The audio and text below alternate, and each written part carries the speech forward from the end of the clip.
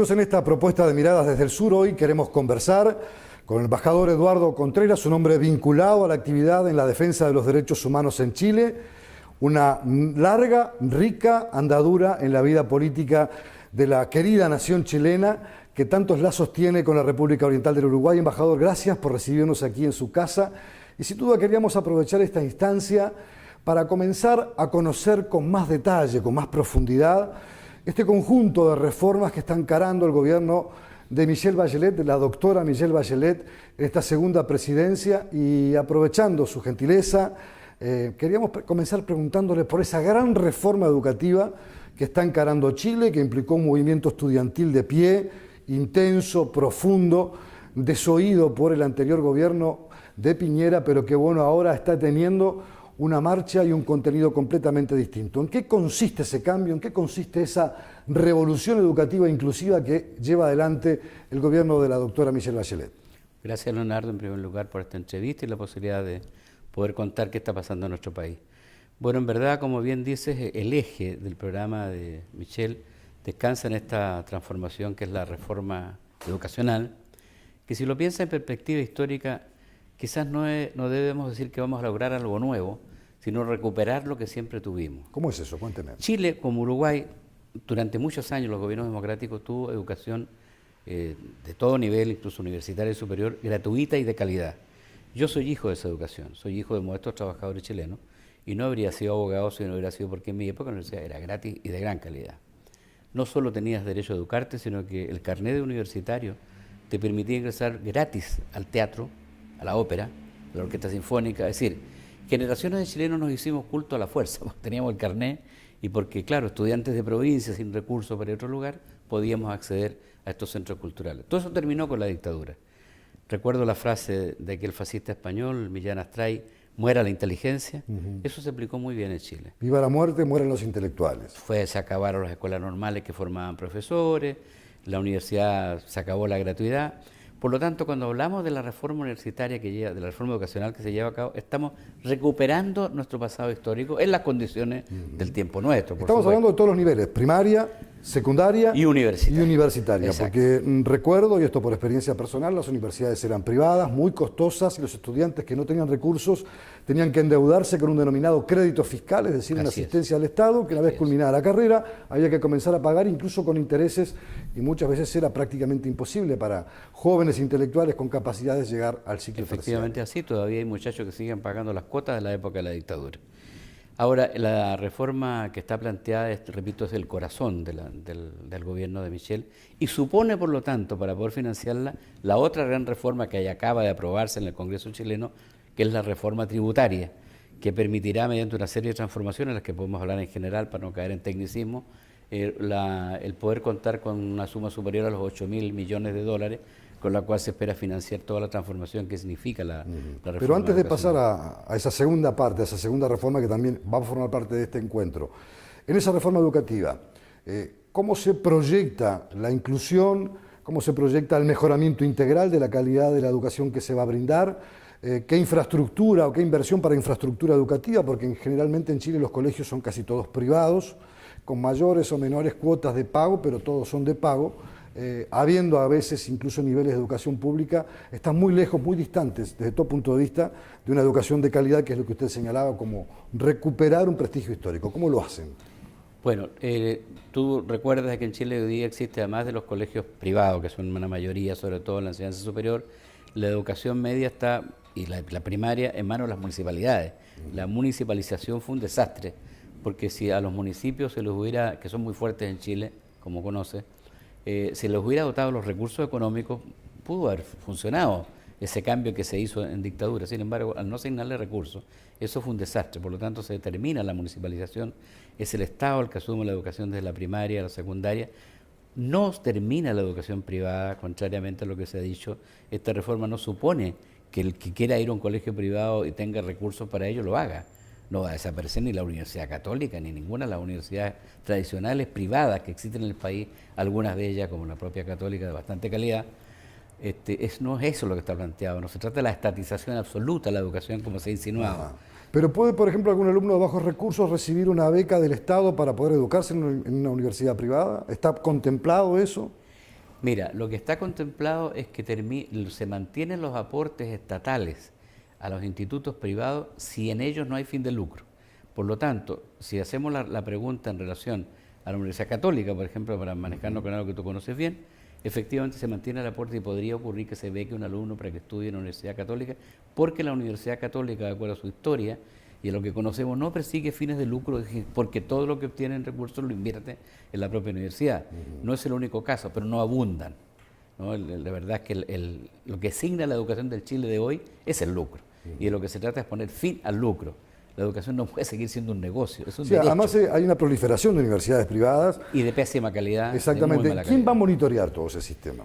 Bueno, el Estado, a través del Ministerio de Educación, de equipos especiales, está ya empezando a hacer la radiografía de cuál es la situación. Te comprende que no es una tarea simple, porque se trata de avanzar en la educación gratuita para todos, sin tocar aquellas cosas que han sido contribuyentes a la educación nacional, como el caso de algunas entidades privadas, Universidad de Concepción, Universidad de Valdivia y otras, A Federico Santamaría, que por han ejemplo, sido, muy que prestigiosa. han sido aportes reales a la educación chilena, que no van a ser tocadas, esas y otras, y que podrán surgir otras si en tanto no persigan fines de lucro. Pero lo de fondo es terminar con la multiplicidad de colegios y multiplicidad de universidades de muy mala calidad, que están llegando profesionales de pésima calidad, a lo cual hay que ponerle término y permitir el acceso a la gente de escasos recursos a la universidad. Cuando se miran las pruebas PISA, por ejemplo, que son un medidor más de la calidad de los estudiantes, del aprendizaje y de los contenidos, Chile no aparece como un país muy evolucionado en esa materia, especialmente en los ciclos formativos.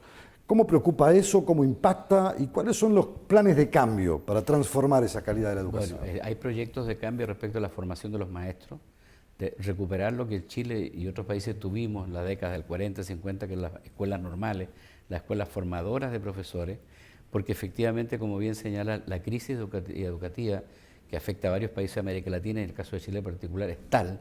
Yo, antes de ser designado embajador, era decano de una facultad de una universidad privada sin fines de lucro, y nos dábamos cuenta, por ejemplo, que había estudiantes del liceo que no tenían conocimiento de existencia de fenómenos de la historia del mundo, digamos, como la Comuna de París, por ejemplo, que en materia jurídica sí es muy importante que se conozcan los principios que allí surgen sobre revocación del poder de los representados a los representantes, etcétera. Los alumnos sabían que había existido una Comuna de París. Entonces nos llamaba mucho la atención cuando en mi generación yo escuché hablar de la Comuna de París cuando estaba en sexta preparatoria. Es decir, antes de llegar a la secundaria ya tenía la noción de que algo había ocurrido en cierta época que tenía mucha importancia. La juventud chilena de hoy está en una situación de mucha indefensión respecto a las generaciones pasadas. Yo recuerdo un elemento que a veces era muy cuestionado, era la prueba de aptitud académica. Sí. Una prueba que tenían que hacer los estudiantes para saber, en función de una trayectoria a lo largo de su ciclo escolar y liceal, a ver a qué universidad podía postular y si el puntaje y si el nivel académico que tenía le daba para postular no solo a la universidad, sino a la carrera que quería elegir. ¿Qué va a pasar con eso, embajador? Está en proyecto terminar con la selección, poner fin a esta selección, que son las pruebas que con distintos nombres han existido en Chile. En mi tiempo se llamaba bachillerato, después ha tenido distintas denominaciones. La idea es terminar con esa discriminación, porque realmente no ha demostrado ser un elemento que permita clasificar bien quiénes deben llegar. Y por lo tanto es una de las reformas. Pero quiero decirte que en verdad lo sustantivo de este minuto es lograr el financiamiento para poder empezar al desarrollo del proyecto, que no va a concluirse durante el mandato de la presidenta, por supuesto. Lo que pasa es que se trata de dar no solo el puntapié inicial, sino que empezar ya a jugar en la cancha en concreto, con proyectos que se están discutiendo con toda la comunidad. Porque además la propuesta es muy amplia desde el punto de vista democrático, se ha discutido con todos los sectores. Para después de la pausa quiero preguntarle qué rol va a jugar la Universidad de Chile. La histórica Universidad de Chile, que era una germinadora de ideas, de desarrollo científico, era un orgullo y toda una bandera del estudiantado chileno esa universidad. Pero después de la pausa me lo cuenta. La ley en tu lenguaje. Es importante que sepas que por ley el servicio postal de cartas y paquetes constituye un servicio público nacional. El Estado, a través de Correo Uruguayo, debe garantizar que los servicios postales sean accesibles a la población de manera continua y eficiente. Aquellos usuarios que contraten un servicio postal a prestadores informales son responsables subsidiarios de las infracciones que estos cometan. Conoce más en impo.com.uy/correo. Importa que lo sepas. IMPO, Centro de Información Oficial. solo a través del correo uruguayo podés mandar un bozal para Yacaré. ¿Un bozal para Yacaré? No, un bozal para Yacaré Artigas. Ah. El correo uruguayo llega hasta donde quieras.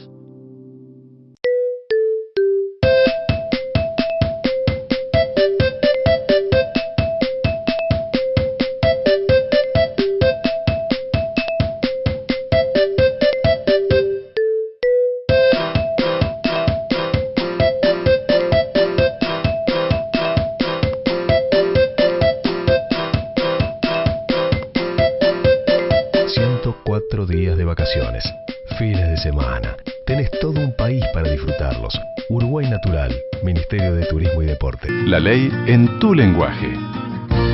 Es importante que sepas que el trabajo rural está regulado por ley. Las horas de trabajo son 8 y deben respetarse, al igual que los horarios de descanso. Si la jornada supera esas horas, tenés derecho a cobrar horas extras. Conoce más sobre esta ley en impo.com.uy/trabajo rural. Importa que lo sepas. IMPO, Centro de Información Oficial. Amigos, estamos conversando con el embajador de Chile en el Uruguay, el doctor Eduardo Contreras. Sin duda le preguntaba ante la pausa por esa emblemática Universidad de Chile, tan formadora de gente importante, no solo para Chile, sino para Latinoamérica y para el mundo, en todas las áreas, en el conocimiento científico, en las letras, en la literatura, en las matemáticas. ¿Cuál va a ser el rol que tendrá esa Universidad de Chile? Bueno, el rol de la Universidad de Chile volverá a ser muy importante. Tú tienes mucha razón. A mí una de las cosas que me sorprendió cuando salí al exilio después del golpe, ver en muchos países de América Latina, que los recorrí, que por ejemplo en las oficinas de los profesionales médicos o abogados decía fulano de tal y abajo decía recibido en la Universidad de Chile, como si eso le agregara un plus a la calidad. Lo vi incluso en países importantes que mencionaban la Universidad de Chile como un emblema. Como una carta de presentación fuerte. Esa universidad creada y con la impronta del gran venezolano Andrés Bello, sigue siendo hasta hoy, yo creo, la universidad más importante de nuestro país, y yo creo, por lo tanto, que la presencia en la presidencia del Consejo de Rectores y el conocimiento y la capacidad que tiene la Universidad de Chile va a jugar un papel muy importante.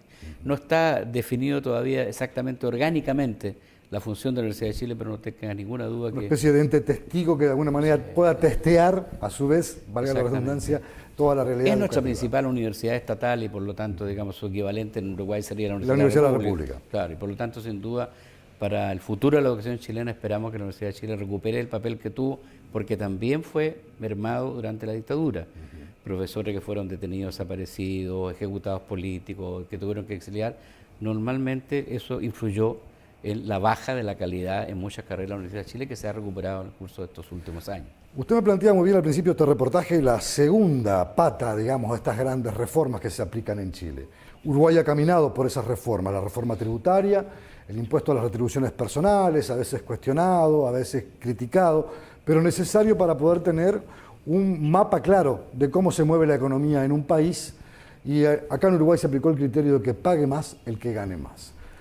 ¿Cómo va a instrumentarse esa reforma que además suele ser clave para la salud, para la educación y para el resto del sistema, por ejemplo, judicial, que un país tiene para percibir recursos genuinos? Se instrumentará bajo la misma concepción que acaba de señalar, que paguen más los que tienen más. Porque en Chile se da un caso único en el mundo. Y por eso es que la reforma tributaria ha sido bien recibida por los principales organismos financieros del mundo capitalista. Es decir, el Banco Mundial, el Fondo Monetario tienen la mejor opinión de la reforma, y el mundo empresarial chileno la ha recibido también no solo con tranquilidad, sino con beneplácito. Porque el ejemplo principal es este. Hay una categoría jurídica que se llama el Fondo de Utilidades Tributables, el FUT. Bueno, ese fondo de utilidad, que es la ganancia de la empresa, es la utilidad anual de la empresa, no tributaba. Entonces hay una cantidad de miles de millones de pesos que durante todos estos años el Estado no los ha recibido. Eso había que ponerle fin en algún momento. Es una economía que va siempre creciendo. Que es absurdo. Es decir, empresas que no, de poderosísimas, grandes empresas, que no pagaban, o porque solo pagaban si los socios retiraban utilidades. Entonces, el que pagaba era el socio individual, el accionista que hizo retiro de utilidades, pagaba sobre ese retiro. Pero la empresa como tal no pagaba un centavo y sigue no pagando un centavo. Además, el fin del FUT no es ahora, se proyecta para para los próximos 2 años. O sea, todavía tendrán una granjería en el espacio para no seguir pagando algo que realmente admira a los economistas de todo el mundo, porque no se entiende.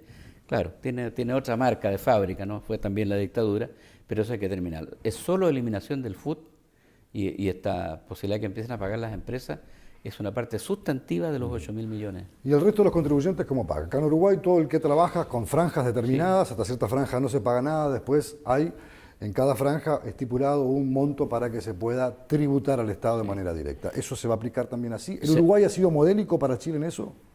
Yo creo que sí. Ha habido mucho intercambio de información en materia tributaria entre los gobiernos de Chile y Uruguay, la sigue habiendo ahora. Se acaban de firmar uno de los acuerdos que firmó la presidenta Bachelet con el presidente Mujica en su reciente visita hace pocos días, fue precisamente un acuerdo de intercambio de información en materia tributaria. Se firmaron 3 acuerdos, uno fue en materia tributaria, otro de derechos humanos, información en derechos humanos y otro sobre cooperación. Sí, eso va a mantenerse, el pequeño inversionista, el pequeño productor no va a sufrir ningún aumento de sus impuestos. El impacto principal va a la gran empresa, eso es efectivamente el corazón de la reforma tributaria. Una vez que se tiene esa masa de recursos, ¿cómo está concebida la distribución? Porque la única vía de percepción de recursos de un Estado es la vía impositiva. Acá en Uruguay se dan otros factores como las empresas públicas, pero también tienen una finalidad hacia rentas generales. ¿Cómo se va a distribuir eso? ¿En qué porcentaje se asignan a las principales necesidades de los chilenos cotidianos, los que necesitan esos cambios, esas transformaciones de manera diaria? La propuesta de gobierno es que fundamentalmente 80-90% es el financiamiento de la reforma educacional. Ese es el destino, por eso que están vinculadas ambas reformas. Y lo interesante es que ya aprobada la reforma tributaria se logró con acuerdo de todos los partidos. Es decir, se logró la unanimidad, curioso, porque nos recuerda que también la reforma más avanzada de Allende, la que más hirió intereses, fue la nacionalización del cobre. Y la nacionalización del cobre del año 71 fue aprobada por todos los partidos políticos chilenos. No hubo ningún partido que se excluyera, fue unánime, de la misma unanimidad que se produce ahora con la reforma tributaria. Es decir, eran cambios que estaban planteados a la orden del día, que era imposible no hacerlos. El mérito de este gobierno es haberlo hecho. Hablamos de ese Chile que crece, ese Chile que se desarrolla, un Chile que tiene tratados libres de comercio con muchos países del mundo y que también en eso es un ejemplo, no solo en Latinoamérica, también es un ejemplo en el mundo entero. Pero ¿cómo está la raíz de ese milagro chileno abriéndose al mundo y construyendo todos esos espacios? Seguramente por ser primero en muchos aspectos es más aventajado y tiene una rica experiencia en esa materia. ¿Cómo va esa distribución de la riqueza que era otro de los grandes temas que preocupaban en Chile? Lamentablemente, paradojalmente, si bien es cierto que Chile tiene un ritmo de crecimiento importante, que lo coloca en un buen lugar, pero nos coloca en pésimo lugar y entiendo que es el país con la peor distribución de ingresos del mundo. Chile, el 1% de la población se queda con el 30% del ingreso nacional. En tanto el 99% tiene que repartirse el 70% de lo que resta. Es decir, no hay una cifra de esa magnitud en el mundo. Muy mala la distribución. Eso explica que sigamos teniendo bolsones de pobreza y que haya problemas serios y que pone a la orden del día la tercera reforma, la que ya no alcanzaremos a hablar, vamos a hablar que es la reforma laboral. Y por supuesto va a colocar también a la orden del día la reforma más de fondo, que ojalá por lo menos se inicie durante el gobierno de Michel, que es la nueva Constitución para Chile. Porque todo esto que estamos hablando se da en el marco de una Constitución absolutamente antidemocrática, la Constitución del 80 que impuso por la fuerza la dictadura militar. Entonces hay algo de absurdo que estamos hablando de grandes cambios sociales, cuando el marco jurídico que regula la vida de la sociedad y del aparato político de la sociedad, que es el Estado, es una institucionalidad antidemocrática. Yo por eso quería avanzar en este pedazo de tramo que nos queda y en el que viene sobre esa reforma laboral. El Uruguay tiene también en esa materia los consejos de salario, donde se discuten y donde se interviene, donde son obligatorios por ley, donde hay una negociación directa, donde incluso se acuerdan no solamente pautas económicas de mejora de los ingresos de los trabajadores, también condiciones de trabajo. ¿Por dónde pasa la reforma chilena? Por acercarnos a la legislación laboral, para decirlo de manera simple, por acercarnos a la legislación laboral uruguaya. La legislación laboral de usted es mucho más adelantada que la nuestra. No existen los consejos de salario, hay sectores que no pueden ir a huelga en Chile, los empleados públicos, por ejemplo.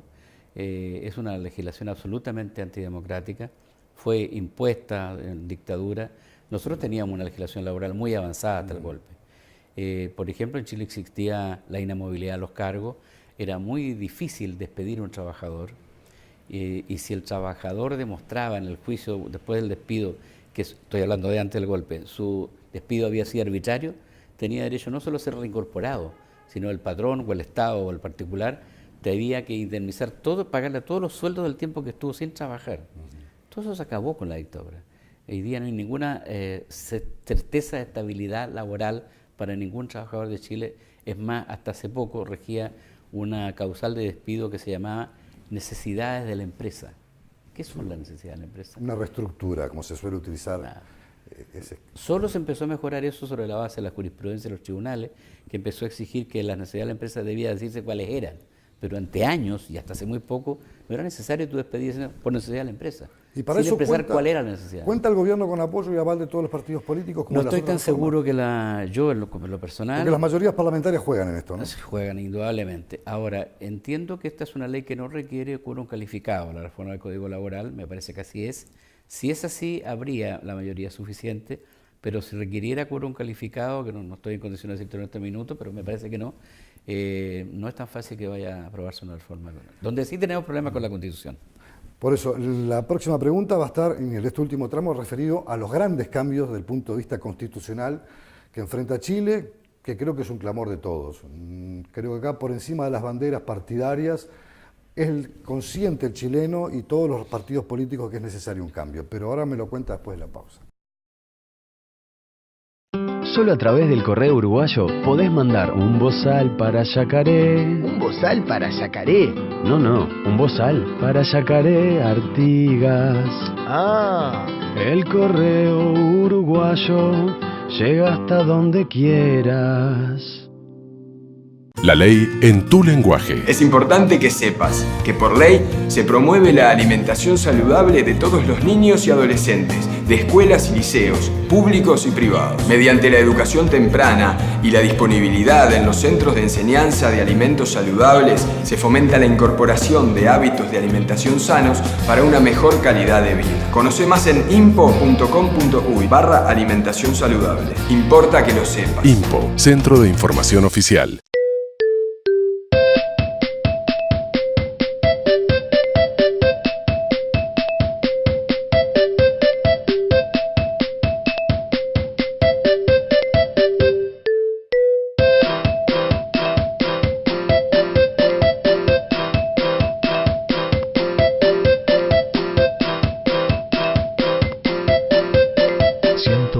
Días de vacaciones, fines de semana. Tenés todo un país para disfrutarlos. Uruguay Natural, Ministerio de Turismo y Deporte. La ley en tu lenguaje. Es importante que sepas que el trabajo rural está regulado por ley. Las horas de trabajo son 8 y deben respetarse, al igual que los horarios de descanso. Si la jornada supera esas horas, tenés derecho a cobrar horas extras. Conoce más sobre esta ley en impo.com.uy/trabajo rural. Importa que lo sepas. INPO, Centro de Información Oficial. Amigos, estamos conversando con el embajador de Chile en Uruguay, el doctor Eduardo Contreras. Le preguntaba antes de la pausa, bueno, por esa gran reforma constitucional, el Uruguay tuvo que hacer una larga andadura también, pero tal vez no tan compleja ni tan difícil como la chilena. Pudo recuperar su constitución de 1967, aunque todavía quedan algunas cosas por mejorar y transformar. Pero Chile tiene realmente un corset desde el punto de vista constitucional. Y le decía que creo que hay una sensación de todos los partidos políticos de la necesidad de llegar a un cambio. Pero ¿cómo se va a articular ese proceso? Que no es fácil.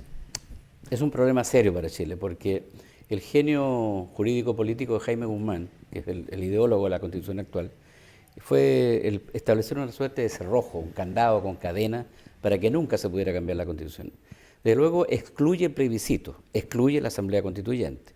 La única manera de modificar la Constitución en los términos que está redactada la actual Constitución es con una exigencia de mayoría de 3/5, de 4/7, que es absolutamente imposible tenerlo con el sistema electoral binominal que existía hasta hace poco además. Por lo tanto, en los marcos jurídicos de la propia Constitución es prácticamente imposible. ¿Cómo se va a lograr?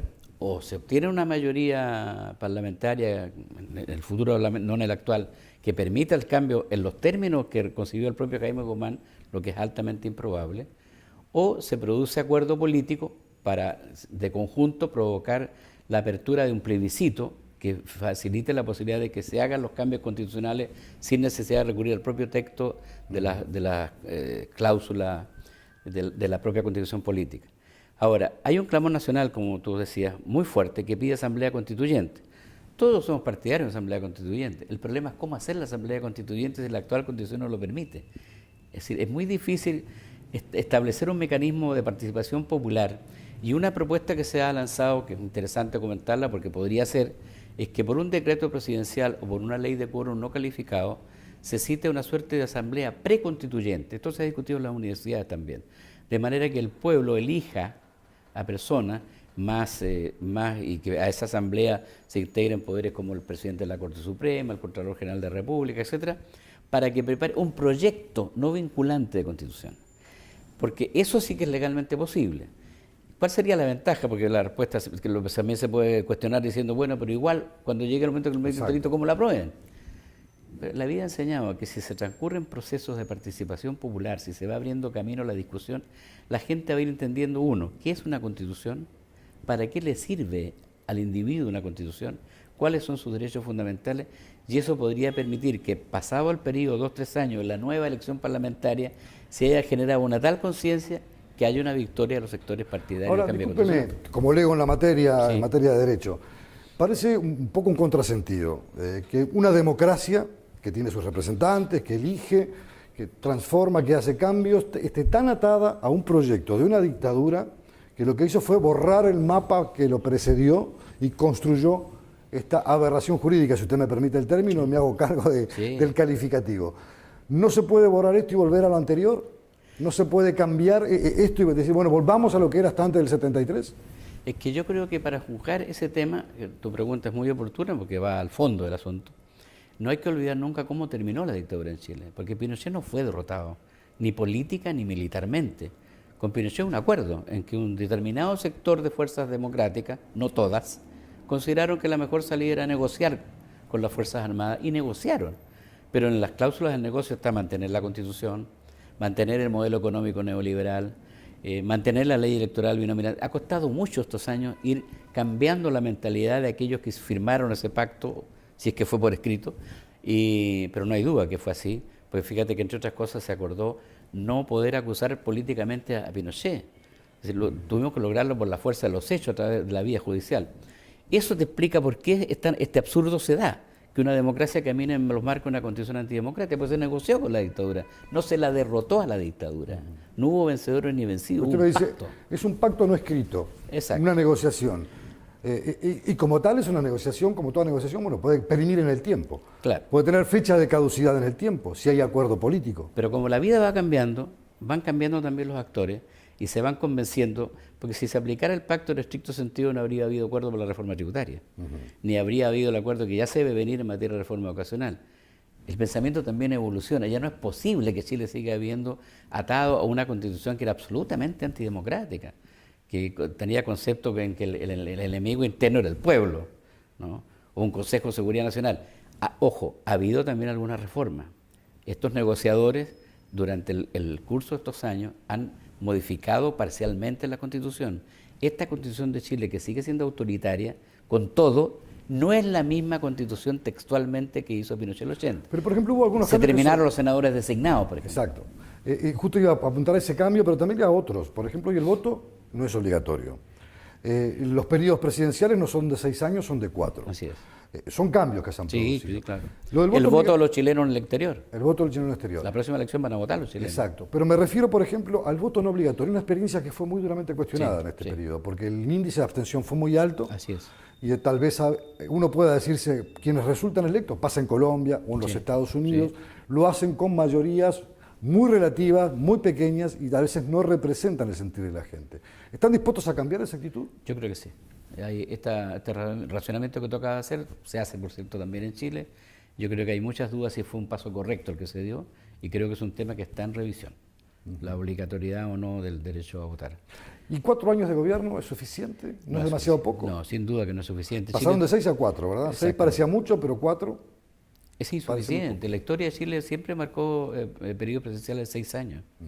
Y se partió con 6 años, después se cambió a 4. Yo creo que hay que convencerse que 4 años, si además no hay reelección, Es imposible que en 4 años un gobierno pueda llevar a cabo sobre la No hay que calcular que son 3 años de actividad, pero el cuarto se dedica a campaña electoral, como pasa en todos los países del mundo. Fíjate, respecto a la Constitución, por ejemplo, solo discutir qué método vamos a usar, el legal, la Constitución, va a tardar un par de años para dar el nuevo proyecto. Lo importante es que el gobierno de Michelle Bachelet ha tomado la decisión, ha empezado a cambiar, de iniciar el proceso de cambiar la Constitución, que no se había hecho. Solo reformistas parciales. Eso es lo importante del gesto político y de la decisión política.